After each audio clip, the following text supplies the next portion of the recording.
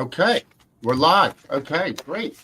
Welcome to the July 3rd, 2025 Greysheet Market Live Report.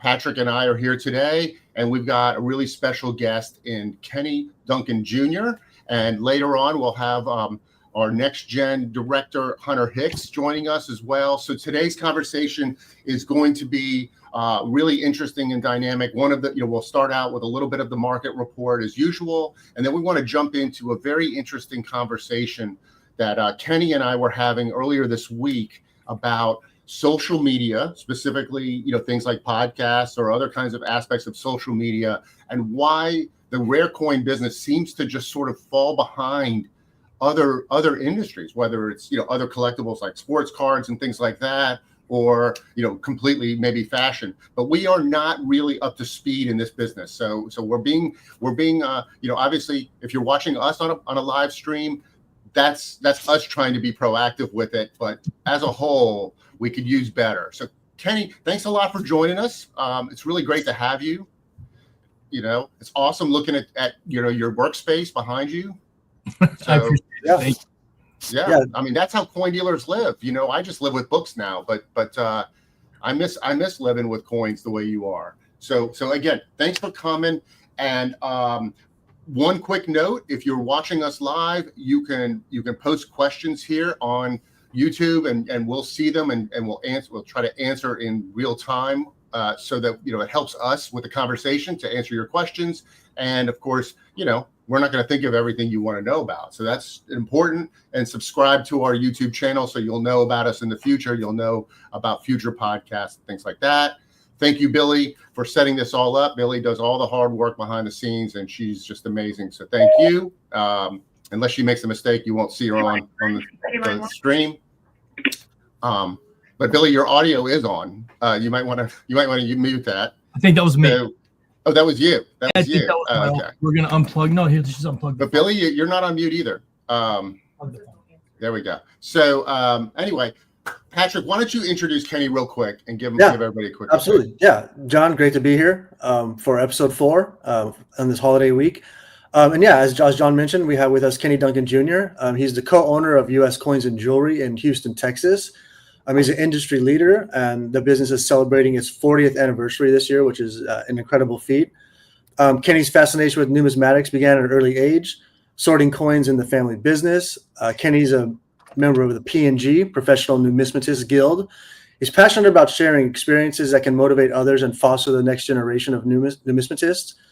In 2023, he dove into the world of sports memorabilia with his company known as Celebrity Mint, which is a pioneering collectibles brand that has created precious metal legal tender collectibles with icons like Mike Tyson, Ric Flair, and Allen Iverson. So Kenny, welcome. Hey, thanks for having me, John, Patrick, Billy. Appreciate it.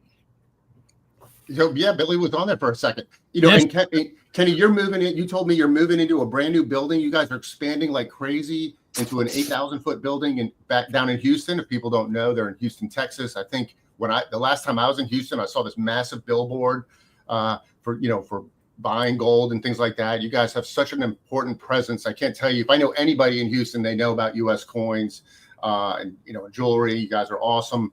And what's the story real quick with the move? Give us a quick background.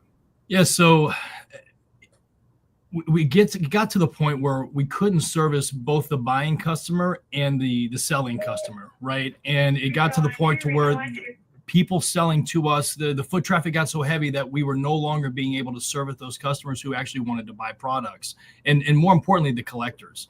There wasn't enough time in the day or bodies to be able to actually take care of people who were looking to get into the hobby. And we started looking for a solution in 2021. Didn't want to really leave the area that we were in because we're so established and we had been here so long. We just couldn't stomach the fact that we should leave. We made a move to buy the building right next door to us. So, I mean, we're super excited and super grateful for the opportunity and can't wait to get going. Give me an idea how big your business is. You want to tell us? I mean, is that a secret? Yeah. It's a lot, people. It's a lot. it's what invigorates me about being able to extend the hobby or get the hobby in front of more people. It just the overall awareness, because it is a big business. There's a lot of big businesses in our hobby. I think there's just a lack of total knowledge of these businesses and what we do. And it's one of the reasons why, and I really like this. I like this version. I like this format of podcast, because one of the reasons why I felt like the Coin Shop podcast sometimes would sputter along is because there was a lack of interaction. And I think that interaction really, I think it's what's going to help us get to the next level, is being able to do more interactions like this and be able to answer people's questions that might be interested in this hobby, but maybe they don't speak to the right person, or maybe they don't find the right format or the right platform. And so I'm really glad that you guys done this as A+ on this. Right. I mean, you don't know, like, if you should be doing Instagram or Facebook or YouTube Live or YouTube not live. So Patrick and I, are trying this live to get the more interaction, but it lives forever. So we'll get to that part.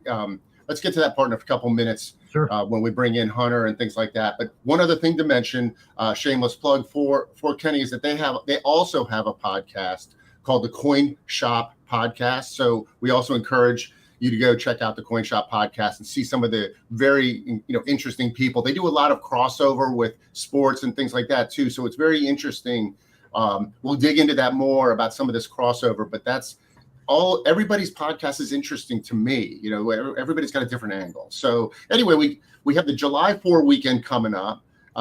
That's kind of on everybody's mind. I thought about wearing patriotic colors. Instead, I wore my Churchill t-shirt, but I think that has a lot to do with our independence here in this country and our strength. So you got any good plans for the weekend? I mean, you guys doing anything fun coming up?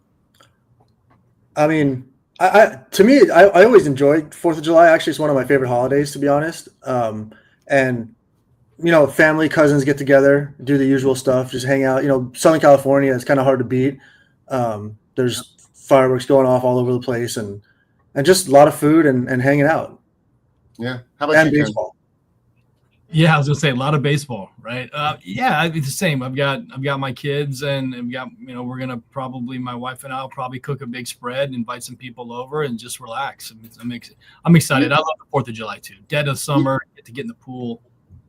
You're not gonna finish up your Whitman coin folder. Finish up your penny album that you've been meaning to fill in the holes and fill out your want list and things like that. Well, I'm sure I'll be bidding on some items in some various auctions for sure. No, I'll never stop working. That's the best. Yeah, it should be a quiet weekend for auctions. I would think. So maybe the Europeans don't always realize when it's our July 4. I don't know. That's true. They'll just have auctions and work when we're not working. What are you gonna do? What am I gonna do? Yeah. I'm gonna relax. I mean, I that's all I've got planned. Maybe a little bit of golf, maybe a little bit of beach. But I'm going to catch up on 350 emails that I have to deal with. But yeah, it's just you don't have automation for that yet? Come on. Man, I learned something vital the other day. It's like the more emails you send, the more you get back. And it took me a long time to figure that out, because I would get up early in the morning and I'd send a bunch of emails and clear out the whole inbox, and then all of a sudden, an hour later, now you got twice as many. Yeah. So do you ever use an away message, like when you're out of town? Never. Me either. I never have done that. I'm never away. It's too much. Yeah. Yeah, it's the whole step of doing that just adds even more work later on. It's like, yeah. I don't think I'm ever really away. Maybe I should be. I haven't figured out maybe that work-life balance part too well. But I just kind of like, I'll answer emails, and right in the middle of dinner. I mean, I'm terrible. Like, I need to do better about that. But my kids are all grown and out of the house. So it's my wife and my dog and I. So that the dog doesn't mind as much, if I'm clearing out emails. But I have been watching a lot of Wimbledon. So Wimbledon is my thing. So right now, I'm trying not to look up at the screen to watch Wimbledon right now. So it's been great. All the top seeds keep falling. Yeah. I think 30 out of 62 top seeds are gone in the first round and a half. That's great for gambling. Men's and women's side, which is crazy. Yeah, it's good for we'll do a Wimbledon podcast next. Let's bring in Hunter Hicks if we could. Billy, if you could turn him on. There he is. So Hunter, welcome. Can we hear you, Hunter? Just say Yes. something. Can you hear me? Sorry. I'm very big Yeah. with my waving. I kind of forget I need to talk too. Good. We need Hunter is some young blood for us on the show, on the podcast. So thanks for coming, Hunter. What are you doing for July 4th, number one? I'm currently at the Outer Banks, and nice. So it will be a lot of fun. I think fireworks are illegal, so we won't be like too rebellious. But yeah, just a lot of swimming, and yeah, just having a good time with my family. Look out for the great whites down there. You know, there's a website called Shark Tracker, and you can track these kind of great whites as they make, from Georgia. They make their way from Georgia to Montauk in New York. Yeah, it's I'm telling you, you don't want to see it. The reason I know that. It's a great thing for me not to do this weekend. Yeah, I'm not going to look at that at all. Making his way up the coast. Why would you tell me that? That's terrifying. Yeah, well, I'm sorry. That's what I'm here for. I'm here to rain on your parade. No, just put coin prices down. Don't tell me that. That's terrible. Yeah, exactly. So tell us, why don't we do some quick market? Kenny, tell me about your perception of the market right now, the rare coin market. I mean, my perception and just my little small part of the world. I mean, we're busy. I mean, coins are selling. We really can't keep nice coins in stock, which I believe is always a certainty. Nice coins seem to always sell in any market. But they're selling exceptionally well for us right now. There are some certain price points that are a little bit stickier than others. I'd say, coins over 25,000 seem to be a little bit slower for us. Coins under 10,000, PCCACG, PC CAC, NGC CAC, that stuff I just can't keep it in stock. So super excited about the outlook for those coins and collectors. We've seen a lot of new collectors in our shop in the last 6 months. And we're getting a lot of crossover from the card guys. So that's been kind of the goal. And, we got some guys dipping their toe in the water and they're buying just some of the layup stuff like $93 and, more of your mainstays that don't have huge market jumps, but have more solid floors. So we're having a lot of fun doing it. Mm-hmm. What do you guys think? What do you think, Hunter? What's your perception? Yeah, I'm definitely operating at a much more micro scale than Kenny, but I think I love every time basically any submission comes back now, because it feels like no matter what that's probably not true, but it feels like at any price point the coins just immediately sell. So maybe that just means I'm bad at pricing them, but especially I think you're underpricing your coins. I guess so. I price it at whatever. I put it on eBay. I'm like, all right, there's no way, and then it still sells. So it's been very good on that side.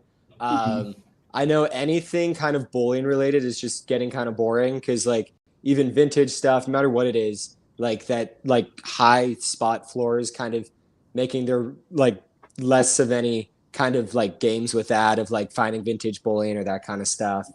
And then I think it was a couple weeks ago, the US Mint had their privy release. And that was a really interesting thing where to see, I think it was a one per household release, and it took a while, but it did sell out. So I'm really excited to continue to follow that for the next couple months as those go through the processes of marketing and getting graded and all that. So I think there's a lot of interesting stuff to look at in the market right now.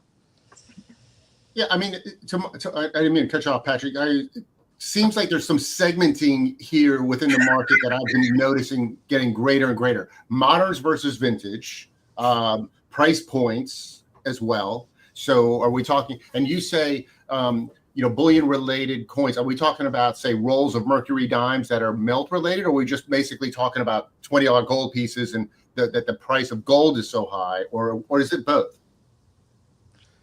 I think it just feels like it's so much stuff now. I buy a lot of collections from the public, and it just feels like more and more I'm telling people well, that's going to be worth its weight in melt. Where before there might be I don't know, cooler Engelhard bars, and that goes a little bit beyond coins. Various BU coins that it's now that's there's just not a premium there and in a play other than, buying and selling it at the thin melt margin that there used to be.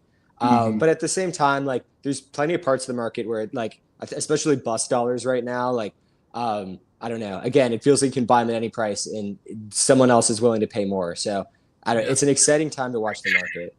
That's a great point. I bought a deal recently of, I think it was like 7 or 8 different coins, and they were all, I think most of them were 1799, 1802, a few 1801s. But you try to navigate pricing, and a few of them, when I got them back, I looked at them, I was like, man, I probably paid 200 too much for this. I probably paid 150 too much. But again, they sell so fast that you can't really say you paid too much, right? Because you made your spread and you sold them to a collector and you did your job. I just don't think you can buy enough of that stuff. And that's really, it just excites me about the coin market, because there's so many great coins out there. And I think there's a lot of people under the radar that are buying coins and trying to dip their toe in the water of numismatics, and I love it. It's cool, right? I mean, eBay. I mean, do you sell a lot on eBay, Hunter? Yeah, that is probably, outside of shows, definitely my biggest component. Okay. Interesting. Cool. Yeah, I mean, our eBay's picked up. I don't want to throw a number. I mean, it's picked up tremendously.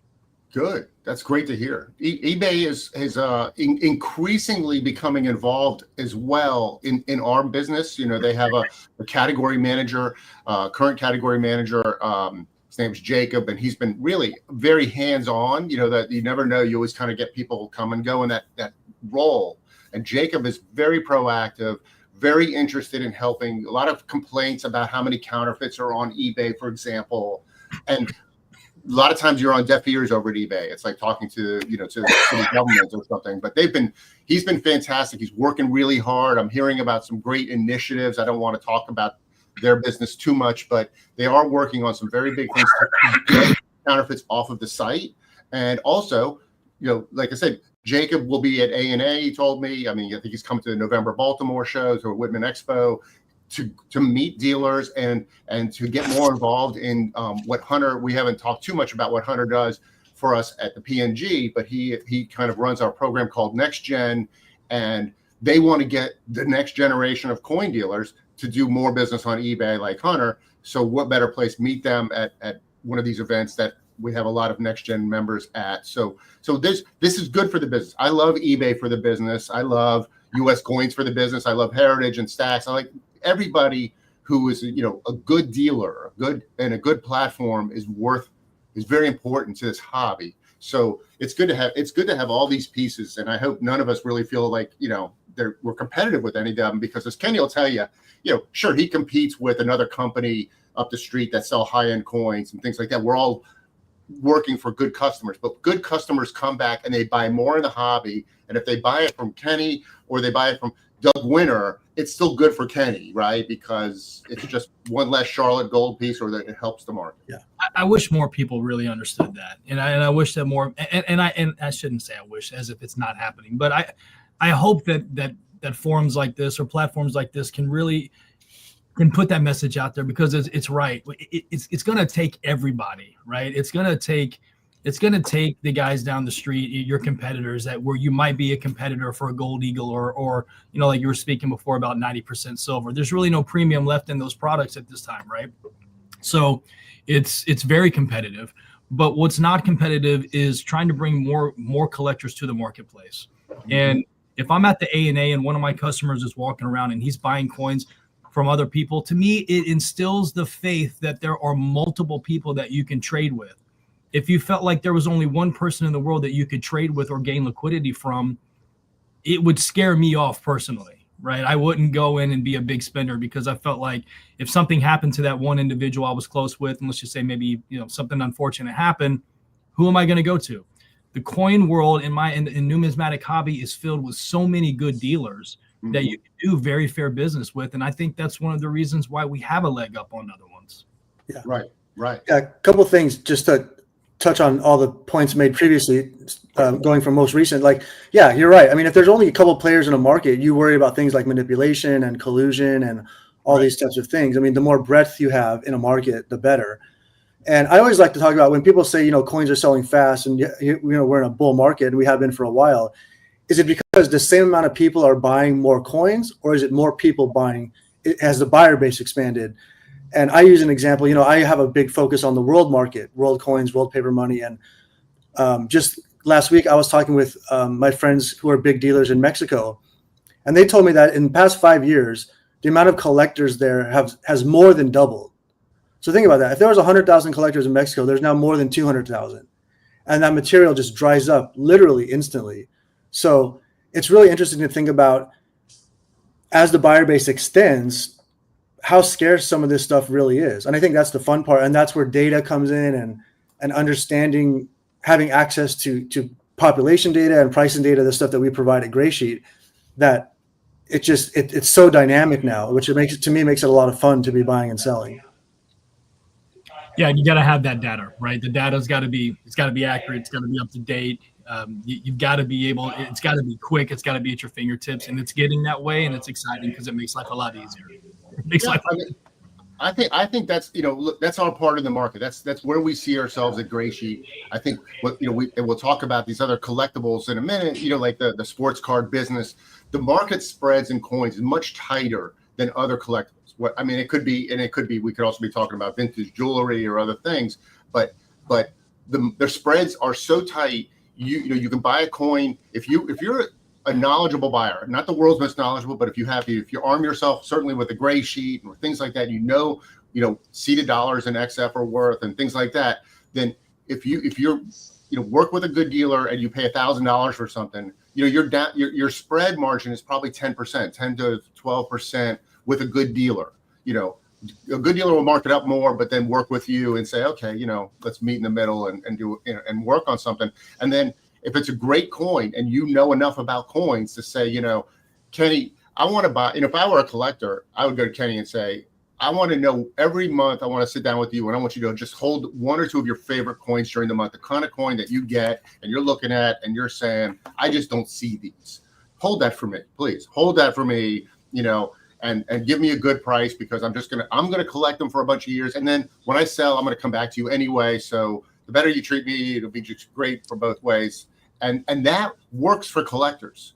Very few collectors know that. And a lot of collectors you'll see will come in and they'll outsmart themselves, saying, I'm smarter than Kenny and John and Hunter, and I'm gonna know more than you in a week about how this works. And but it doesn't really work that way. The way it works, we're humans. The coin dealers, we're endeared to our favorite clients. We save our the best coins for our favorite clients, the ones that are reliable, and the ones that we can make light conversation with about your family and things like. We just want to be a part of your enjoyment of the hobby and help you build something special. Because for me, I never collected coins. I collected the customers and the relationships with the customers and the memory of the coins that I sold. Right? I never kept a 94S dime, but in my mind, I've sold 3 of them, and that's like a forever moment for me to know that. So that's how we look at things a little differently. We're not the antagonists here. We're here to help you build something special. And I think the more friendly you are and honest with us as you're in your habits, the better a good dealer is going to treat you in reverse. Yeah. Yeah, that's a great point, John. Yeah, go ahead, Patrick. Sorry. Oh, no, I was just say a question we get a lot at shows and just in emails, because we provide pricing, is where do I sell my coins? And my first response is always, who'd you buy them from? Right. That's the first person you should talk to when you want to sell, is who you bought them from. Sure. That's all. Yeah. So shifting a little bit of gears, a quick market report about what we're doing at Greysheet. Not everybody is a subscriber to Greysheet, but Greysheet is the wholesale price guide that the industry uses. It's a magazine format. This is the most recent one. And so but we're always working kind of an issue ahead. And in the newest issue, that's going to be, I guess, the August. Yeah, there you go. Thank you. Kudos. But the August edition. Always an arm's length. Always. Never. And it's an amazing thing in this world to still produce a magazine, right? And people look at me when I tell them I publish a magazine. They're like, oh God, I'm sorry. but it's necessary. There's too many prices. We have a great app. People love our app, but there's too many prices to be using your app when somebody comes to Hunter and says, hey, and he's got to go to someone's home and help them sell their collection. He can't be using the app all day. It's too hard. Well, I will say too, real quick side note, I was at Summer Seminar this week and I was hanging out with all the YNs, all the collectors under 18, and they were all like looking at me like I was like 80 for having my physical Greysheet. And so we had many competitions of who can price this faster, and I won every time. So it still works very well. You told me you also won the grading competition. Oh, I won everything. No, I'm just Yeah, kidding. But a lot of participation trophies back there. What's going on? All right, we don't need to see my shelf. We don't need to see the shelf. Gotcha. So anyway, Patrick, tell us the changes that we made to the next Greysheet, because it also means that this information is online and it's available in collector form if you're a member. So Yes. So a handful of months ago, we added a complete suite of pricing for U.S. Philippines coins, which go 1903 to 1945, which are widely collected but widely unappreciated.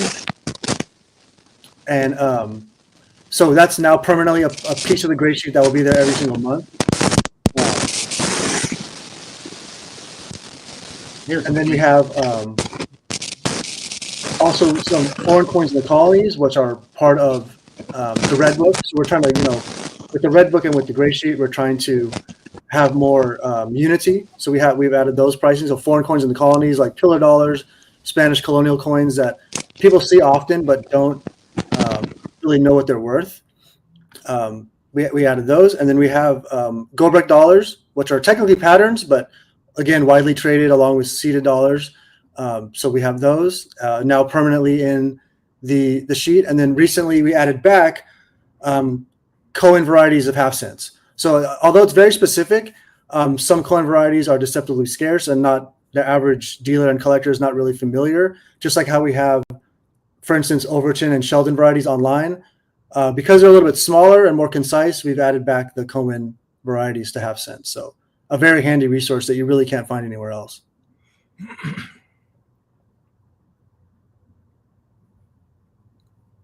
sorry, we're just working on some of this microphone issue. We had a little feedback, but I think we got it fixed.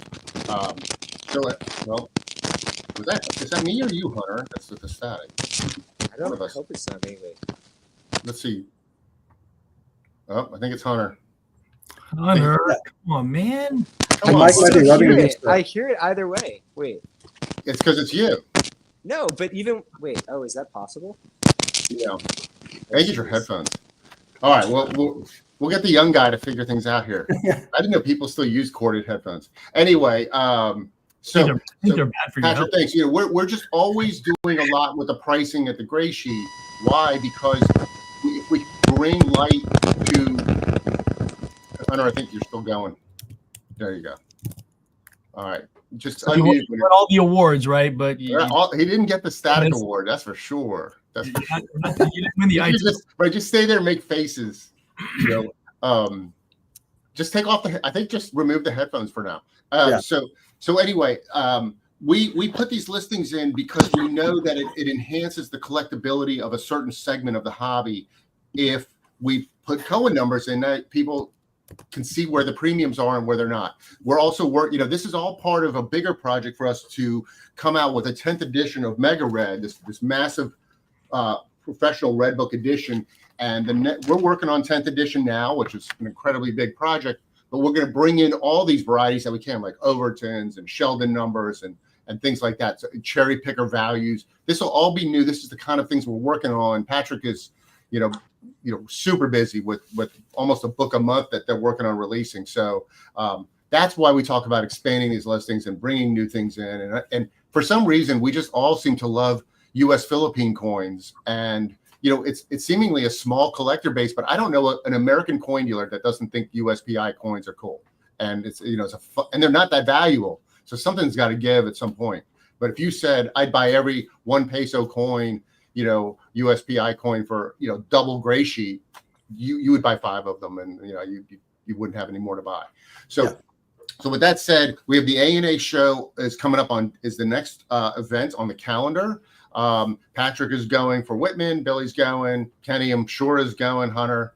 What do you guys think? What's your read on the show? I know I am very excited, which does not, I seem to be in the minority. I've never been to Oklahoma. But it'll be, I think, just a lot of fun. I mean, it's always a great show. I'm trying to think like specific segments of the market that'll be fun. I think, people willing to go to Oklahoma City are going to be really into buying coins. They have to if they're making that trip. So I think it'll just be a really fun time. I I know it's for a lot of the younger dealers, it's really close to the school year. So we're trying to figure out quite how many of them are going to be going on the younger side. But I think, everyone really dedicated to coins will probably make an appearance. So I'm just hyped for it. Good.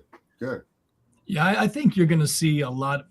It's my feeling, and just talking to other shop owners, I think a lot of cool coins have been bought in the last 6 months, and I think you could see a lot of those put out in cases at the ANA this year. I have a feeling there's going to be a lot of cool coins, and I think the collectors are going to. I think they'll travel because the coin market is hot, and just the overwhelming need to have nice coins. Stickered coins, they're just at such a premium. This is the one market where I feel like I priced a coin last week and I felt like I sold it too cheap. Right? That's okay. That's yeah, okay. No, and I mean it doesn't keep me up at night, but my point is that it's fast moving. It's fast moving, and I think that a lot of the guys I'm dealing with are like, oh, I'm going to keep a nice little group. I'm going to throw it out at ANA, and I'm going to put my price on it, and I'm going to sell it. Right, it's the first person that walks up and pays my price. So I mean, I'm excited. I'm like chomping at the bit to get there. I can't wait. That's awesome. I'm happy you mentioned that too, because there was a long tradition of dealers holding back special materials specifically for the ANA show, and it'd be like this big thing where people would bust out, this crazy collection that they had been sitting on, and everyone, would be competing to get these types of things. So do you think that's still a thing, Kenny? I do. Yeah, I do think it is. I think it's Right. a thing. I don't have this long tenured history that I can tell you from, 25 years of experience, but I can just tell you from my experiences recently that I believe that there's going to be a lot of cool collections that come available for sale at the ANA this year. Nice. The fun show always has that vibe to it, right? People don't put their, don't really try to sell too hard in December. They accumulate good inventory, knowing the pressure. Everybody wants first shot at the fun show, right? Everybody, show me first. I'll get there on Tuesday, even though the show doesn't start till Thursday. It doesn't matter. I'm getting there. I want first shot. It used to be the fun show, right? That's where that's some of the best coins I've ever bought have been in that room. I just got a feeling with the things that I'm hearing from other shops and the amount of coins that we're buying, I think there's going to be a lot of cool things available for sale. It should be a very good ANA. Yeah, good. A lot of dealer confidence. I saw that in Baltimore. I didn't hear one person tell me that the market was mediocre in Baltimore. Everybody said, I can't for the coins I want to buy. And that's and for our listeners, it's not like every coin is a good deal. We're not trying to suggest such a thing, but what we're saying is that dealers looking to pay what they feel are fair market levels for coins, and Greysheet is a starting point for those levels. And and Kenny might say in a given moment, I'll pay a little over Greysheet for coins I like because I have confidence in the market. The Greysheet doesn't adjust to that. That we don't just say coins are worth 10% more because Kenny has confidence. Because the dealers do that on their own, so we'd be really second and triple guessing the market if everyone said, "Well, oh my God, John just raised Greysheet pricing on seated dimes by 15% because everybody knows I would pay that over." So nice is subjective too, right? Right, it's very subjective. What you like white untoned coins, or you like you only want beautiful coins. Rainbow tone Morgans could be hot. This could be really cold right now versus full band mercury dimes. I mean, is a very, very, widely ranging markets, and world coins is a big part of this market. And that's another thing that's happening is world coins are becoming, I think, more popular here in the United States because United States coins, really classic, nice U.S. coins, are becoming so scarce. They're so hot. I agree. And kind of overvalued in some ways. You're like, I'd rather buy, British shillings or and collect those because there's no emphasis there, right? So there's no emphasis, so people are starting to, you don't want to run to the fire, right? You want to try to figure out what no one's looking at and what's completely undervalued, right? And that's exactly. And hopefully that's the Patrick, you were talking about it earlier. You need signs that there's newcomers in the hobby. I think that's a really good indication. Is when other areas get hot, that you're like, well, I know these dealers, they're not going to worry about shillings and so that was a really good point you made earlier. I can tell you, we sell a lot of albums, and that's what we sell at Whitman, right? And we see them sell through Amazon or on our website. And we just came out with a new line of really high-end albums we call Prestige, but people are buying a lot of albums. They're especially Lincoln Sensor now. Of course, they're popular because it's a closed series, Right. and now you can go back and do it. It's more fun, I think, to collect a closed series. So that's a good part of that. John, there's a really interesting question in the chat about the API, and which was something that we've been talking about. Now, you want to touch on that real quick? Well, let me. Well, I was going to say maybe that's a little bit outside the current conversation, but we are working on tools at Greysheet to make, for the first time, to make them available to anybody who wants them. Right? I mean, we have to figure out how to charge for that. This is the problem. Everybody says, "Can you send me a spreadsheet with all the prices in the Greysheet?" Right? Great. And then you don't need a Greysheet anymore, right? You'll just buy one every 12 months. We need the support on a regular basis. A lot of people use Excel to manage their collections or maybe their inventories. So if you knew how to use an API, and we have that tool, we're just going to test it. So I would say in about 30 days, we should have pages on our website talking about how to use the API, how we'll charge for it. We'll do it like Google Maps, where you pay by the megabyte sort of aspect for data usage. So I could integrate that into my system. So I could. Wow. Absolutely. That'd be huge. And the biggest thing is, you and I don't have to discuss it. You'll say, "Hey, can my IT guy do this?" And I'll say, "Just visit, greysheet.com/API or something," and he'll learn everything he needs. So that is the goal, right? To make this, because we're not a huge company, so we don't have big tech support. Right. That's a big part of the factor.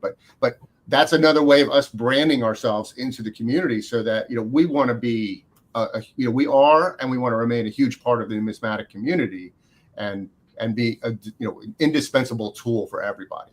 So we'll talk about more of that later. I feel like I'd be hijacking if I got into that. Yeah. I could go on all day. But very, very good. I think so. What we're saying is ANA is going to be strong by virtue of the market being strong. And Hunter and Kenny and all these other guys are going to come with fresh material, and they're going to hit it hard.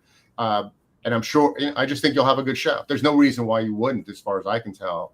And and you'll have good steak, I'm sure, and you'll see there's a cowboy museum and other cool things to see in Oklahoma City. I have never been, but I've been to Tulsa. So anyway, let's talk a little bit now about social media in the hobby, or the lack thereof. I've learned in trying to do this live podcast and this live stream, and Kenny, you and I were talking about this earlier this week, we don't seem to be doing this very well. So why don't you lead us into that, Kenny? I don't want to say we're not doing it well, but going back to our earlier points, I think we need a lot more people, right? I think it can't be 5 to 10 guys in the hobby. Now they can start and hopefully there's some followers, but there's just no doubt in my mind that we need more content, right? We need more storytelling content from our hobby. Not high pressure sales content, and not that that's not good, because it all brings awareness to the hobby. So I'm not casting bad light on it. I think it's great, but I think that more storytelling content in our hobby would be, I think it's needed. So I went to Fanatics Fest. I was telling you about this earlier in the week, and there was 125,000 attendees at Fanatics Fest over a 3-day period. 125,000, and a lot of those collectors. And the questions asked, I think someone asked me, are you saying that we need celebrities in numismatics? And that's not no, actually you don't need. But what we do need to do is we do need to, in my opinion, shed light on how great the dealer networks are, how much liquidity. I mean, that's the number one thing in any market, right? It's liquidity, right? Not a smart guy's not going to go into an untapped market and say there's only 2 people to get liquidity from out of 5,000. They're out. There's no way you're gonna get someone over. And we spoke a little bit about it before. We talked about maybe a 10 to 15% downside. I think in cards it's more 30 to 40. Yet you've got the Javits Center packed to the gills with people standing outside looking to get in. And why? It's because Michael Rubin has taken the WWE model and he's blown it up by 1 million. Like, he's the best promoter there is, based on hobby content, based on and I don't want to say artificial rarity as a negative, but they create their own rarity with their cards, right? They get to deem what a 1 of 1 is, what a 1 of 10 is, and so on. Yeah. And when our hobby, the history's already been made, and that's why I feel like it's so untapped. So I came home like with this mission, and it's the same mission every year. It's how do we get younger people in our hobby, and the one glowing common denominator is the lack of content. And like Hunter, like, I mean, what do you see in the younger guys? You were at summer seminar, and unfortunately I couldn't go, and I'm sick about it. I thought this year was really interesting. I mean, there were dozens and dozens of kids there, which it was more than I've ever seen. So there's clearly some like growing base there. But I agree with you, Kenny. I mean, you have these super smart kids who, at 15 are able to trade and this same model that's pretty much been followed, I'm sure, since you were a kid and since John was a kid. Not that was that long ago.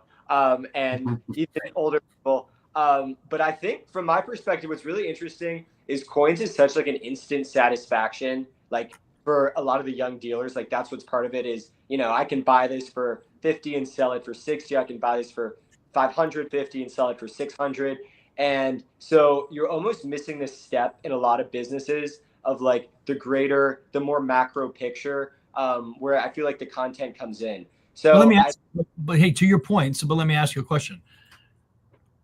How wholesome, because I will feel like from doing some content over the last 5 or 6 years, I've realized that the only content that really matters to the masses is wholesome content, right? I mean, yeah, there's a lot of scripted content that still plays more like a show, and if the participants are really good at it, or maybe doing characters, then maybe they get a really good following.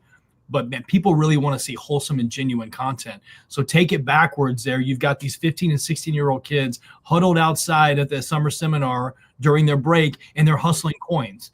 That, to me, is content we need in our hobby to make it better for everyone. Exactly.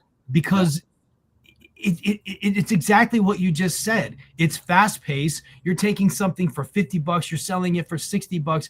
I mean, you're making 20%, you're making a nice spread, and you're making it in front of thousands of people, and people are going to realize I'm trading these cardboard pieces and these guys are trading silver dollars. They have a solid intrinsic floor. We have mine's flammable, right? So I just think that's exactly my point. I'm sorry to hijack you there, but we kind of skipped over it. And to me, that's where the content comes in, because you need that content.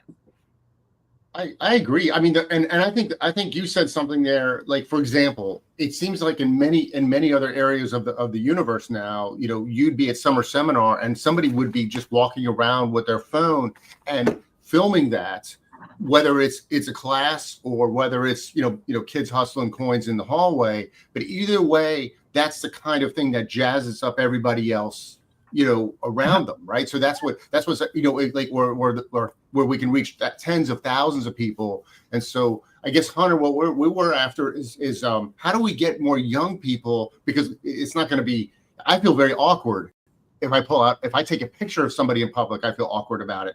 I do really good selfies of myself, of course, but I don't want to take a picture of Kenny at a show. I wasn't raised in an environment where that was kind of felt okay. So anyway, that's my point.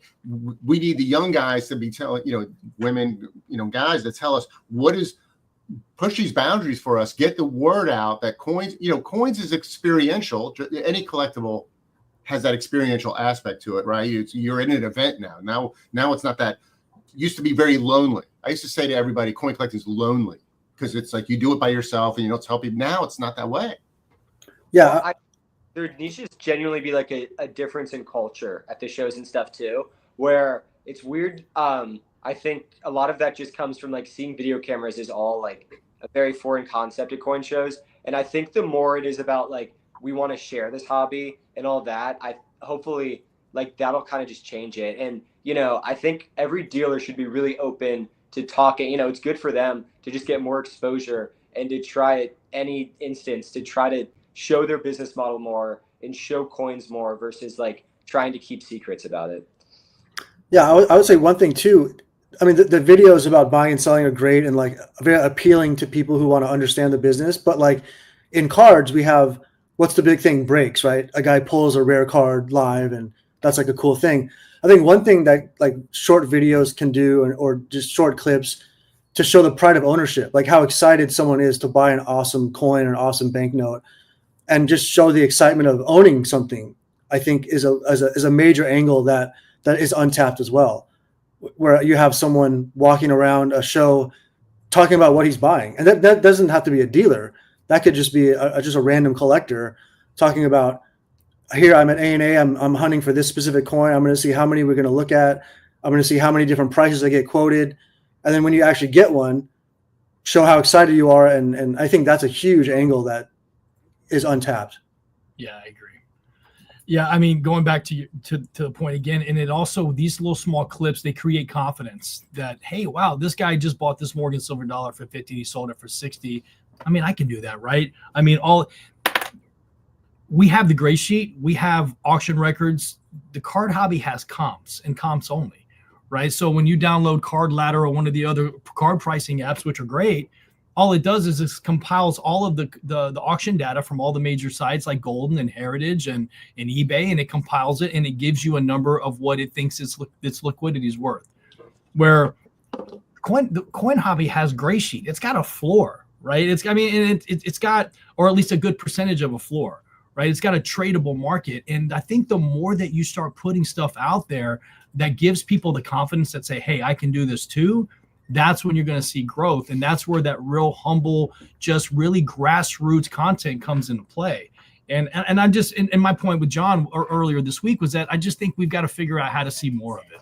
How do we speak to more creators, or people who don't even think they're creators and they might be the best creator out there? Because really, I mean, it's the ones that don't think they're going to be great at it are really great. I thought I'm horrible at it. I can't stand to do it. My anxiety goes up 2 billion% when I start doing content. So it's just not for me, right? I'm just not really good. And I think a lot of the ones that they say they aren't good, they're the best ones at it because it's so natural and so genuine. And at the end of the day, that's what people want to see. They want to see genuine. That's absolutely true. You know, it's funny you said that, Kenny. I actually don't get anxious about doing these, but I do kind of bore myself to tears, if that makes sense. I have no concept that this is interesting or really relevant, and I'm glad there's people supporting by watching it, and that's what we aim to do. So we aim to get better at that and figure it out. But generally, this isn't how we were sort of raised in that regard. So anyway, but I think the secret is, just real quick, I think the secret is that, to be honest, no one on the planet knows how to do it.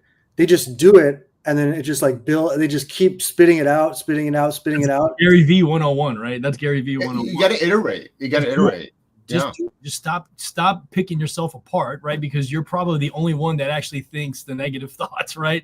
No one's They're watching it. They don't care about you or the content. And if it speaks to them, then they're going to hit the like button or they're going to hit the follow button. If they don't, they keep going. And that's okay. Who cares? It's not a contest. It's great or good, right? But I'm going to tell you, at Fanatics Fest, I will say the biggest takeaway was all of these people shooting content. It was insane. And of course, that's what Fanatics does. They feed into it. So they bring all these huge stars and all these big names and they walk them around, and everyone so Wemby came out, right? So Victor Wembanyama, the guy is literally an alien. He's the tallest guy I've ever seen.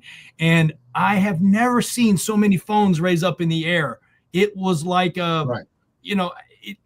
and again, is that what I want for our hobby? No, not really. Right. But what I do think is that I think there's some shining stars out there, and I don't think they know it yet. And I think that, and I would like to see them try. So Hunter, where are we at? What are we doing? What are you guys doing at NextGen? And tell me a little bit about what are the initiatives for NextGen in terms of hobby content? I mean, do you guys have something in place for that, or is it still young? It's still too early for it? We definitely have ideas with it. So currently, for those who don't know, NextGen it's the PNG's kind of outreach to get younger people kind of not more involved in the hobby, but kind of bridge the gap and help them at shows and stuff. So we've started through dealer badges and that kind of stuff. From a content perspective, I think that's kind of where we're trying to figure out what would work best. So one of the ideas me and John were talking about now too is like, how can we just, what's the biggest, it's very, the incentive of dealing coins is very monetary. What's the incentive for content? So we're trying to work out just the different, I guess, avenues in which like you can really be incentivized to do content. So whether that's like paying people for it, or we were saying, there's awards for so many different things in coins, from writing articles to like lifetime achievement to counterfeiting, and there's really no award for like creating good content in numismatics. So I think that's one of the first things we're looking at is what is kind of, do we want to do awards for this stuff? Are there other ways to incentivize? How do you basically just incentivize people to do it? Well, here's my hot take. Yeah. We have to figure it out, right? Because there are a lot of kids and younger guys, I'd say 15 to 25. So just younger generation of guys and girls, and plenty of girls running around with their phones, trading cards. It's crazy. We've already done, the hardest part's already done. They have the collecting bug, right? So like they have the collecting bug, right? And you're not going to get all of them because some of them are following the hype train, and I get that. Yeah. And you're right. Like this isn't for clickbait stuff. This is for wholesome organic content that is, hey, I think Patrick said it best. I'm going to this show and this is my mission. I'm looking for a 76 seated quarter. I'm looking for a 20-cent piece, and I'm looking for this to complete my typeset. And this is my current typeset. And I'm going to go to this dealer, and this dealer because I saw they had coins on their website, and I want to go see them in hand. And that's it. That's a great starting place, right? You don't have to stick a camera in someone's face, or you don't have to, have 3 camera people following you around the show. It can be very, it can be very quiet, very private, very just educational. And I think that's just a good starting place. Yeah, I think you guys all make a good point. And the one thing that I just want to bring up is that, you can't force, like, I'm not big, on forcing things. There's this book like the Black Swan book, and he talks about Super Fragile, the same author, where he talks about manipulated markets, right? So manipulating, one thing I love, and this is why I love, being at Greysheet and pricing, is that we don't manipulate markets. We just observe the market and report the price. And we get some negative feedback from people trying to, but generally we are known for going straight down the middle. And it's the same thing. Can I force Hunter to do more videos if he's really busy at shows, hustling coins? No. But if we make the tools available, Hunter, if we say, listen, if you would live stream on this channel, we will get you a greater audience, because so many dealers, and this has nothing to do now with social, have built their businesses on wholesale to wholesale trade. I buy a coin from one dealer and I flop it. I don't want to take the time to build, a customer list, to build a reputation for myself. And I think social media, the same way, that Greysheet is trying to learn it, is that you got to build it one person at a time. It is a slow growth. The idea of us going viral, for example, is based generally, and you see the comments that I'm reading up and down that are coming in, is based on the fact that someone's going to say something sensational, like the penny in your pocket is worth could be worth $1 million. We're never going to talk like that. Because why? Because we're the honest coin dealers here, and there's a large group of us, but we're not going to say crazy things like that. We know you don't have a 13 nickel, worth $4 million in your closet. That's just only one person ever did. And it's a good story, but we want to tell how it is. It's a little boring unless you just happen to get in the weeds with us, and want to learn about how this hobby really works. It can be incredibly lucrative and incredibly wholesome. It's very social. Not only are you social on a computer, you can be social at coin shows, and you have Hunter, I know you have a great network of friends. I have a huge network of friends, including Kenny, and everybody that we invite on the show are people I've been friends with quite a long time. So, and I've gotten to know Hunter in the last couple of years. So this is how it needs to grow organically. But we also need to help, right? We could be fertilizer, but or something, but something has to give. And Kenny, you're on the right track. Hunter, how do we do this with the next generation of kids to also get involved socially?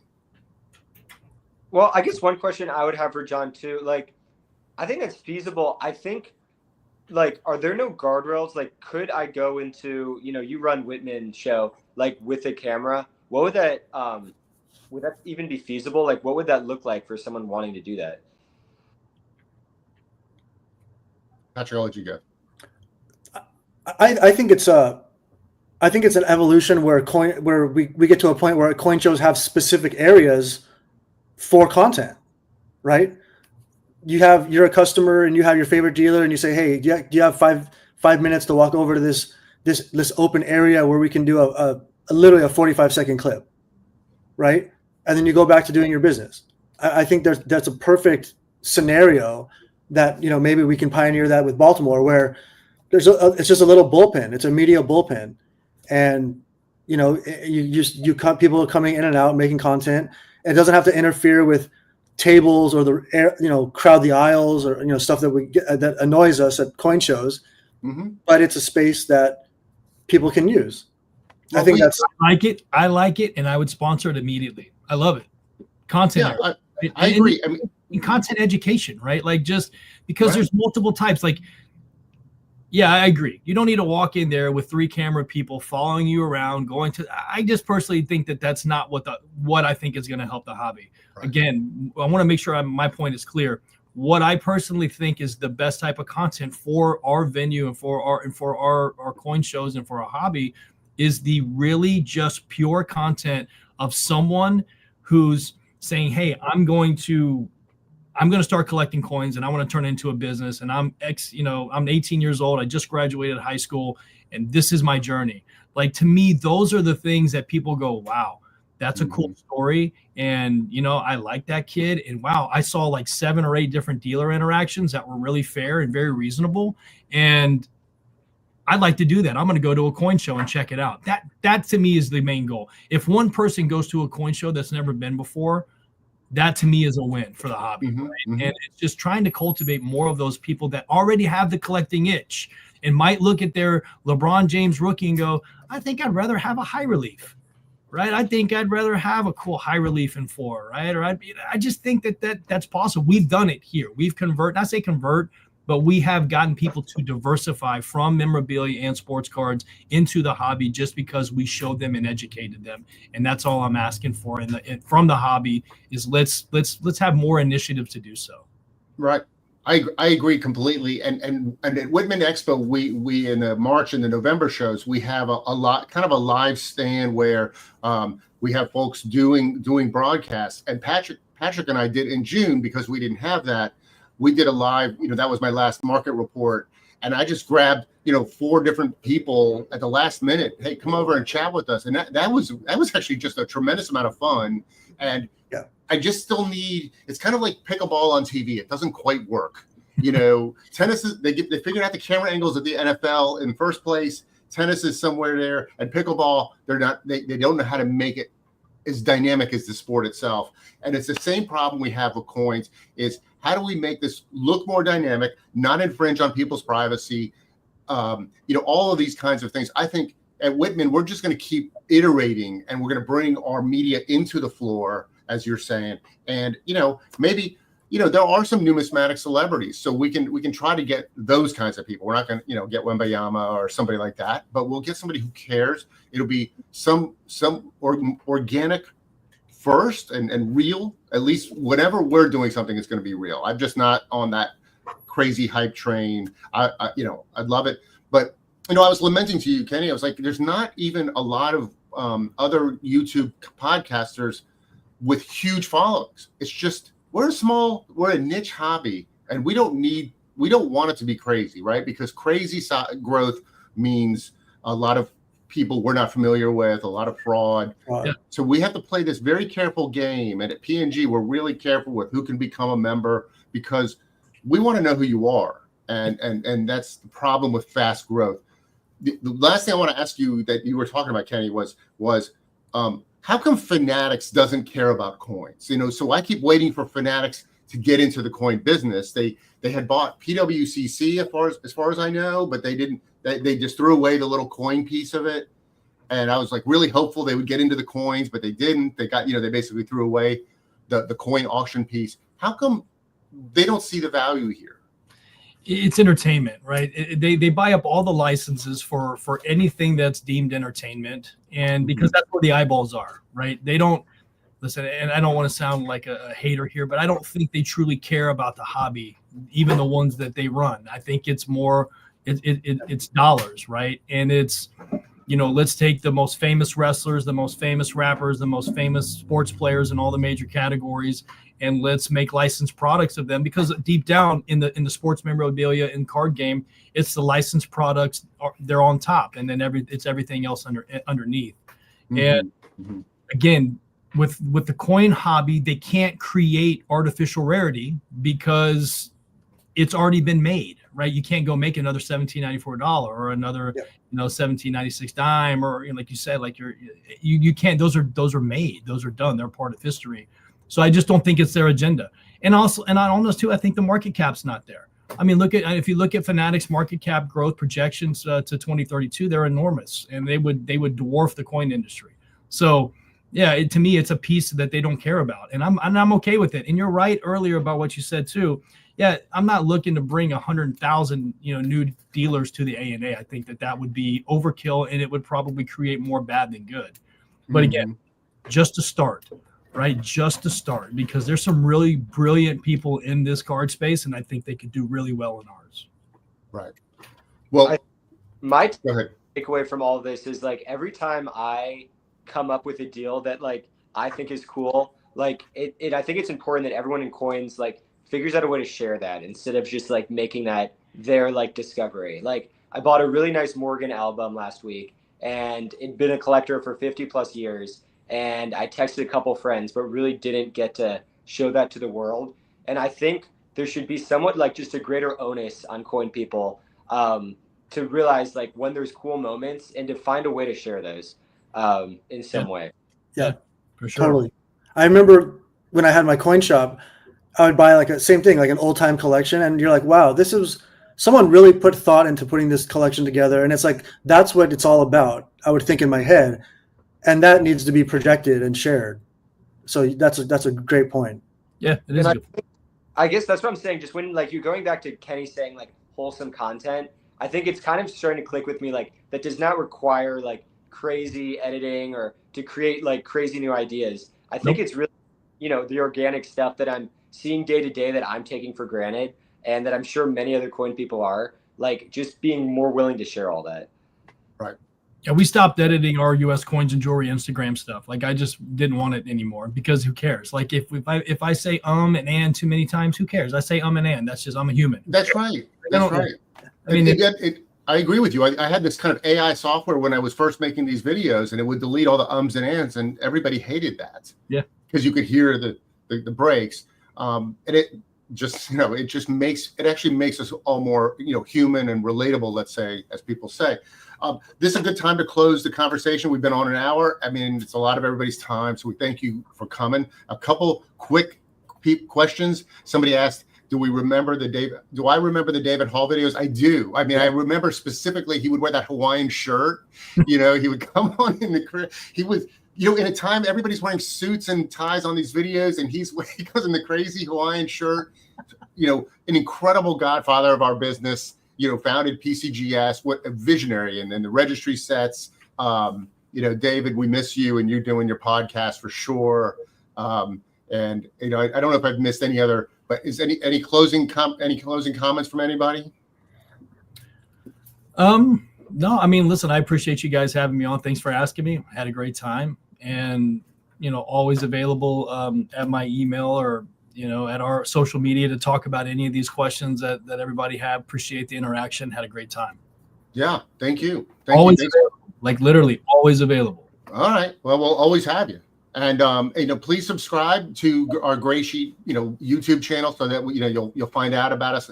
I think, in closing, that the secret for success for us or anyone else with a YouTube channel is the numbers, right? But you don't want to get click farm, a million people in Thailand or India where they just click on the thing and like your page. So we have 3,400. Every time we get a new subscriber, it's like a major win to get one or two, because that's the key to me getting important people to join us. We've got some great guests coming. Kenny's a huge person to have on our show, and it's the same for people with no audience, right? Hunter, come on our show and build your retail brand, because now you exist. You can put this video on your website. So anyway, thank you all for coming. Yeah. And thanks. Have a great 4th, everyone. 4th of July, right? Yeah. Thanks again. Appreciate it. Hunter, put on sunscreen. Wear sunscreen in the Outer Banks. I will not get eaten by a shark yet. Yes, well, I can't help you with that. All right. Cheers. Thanks.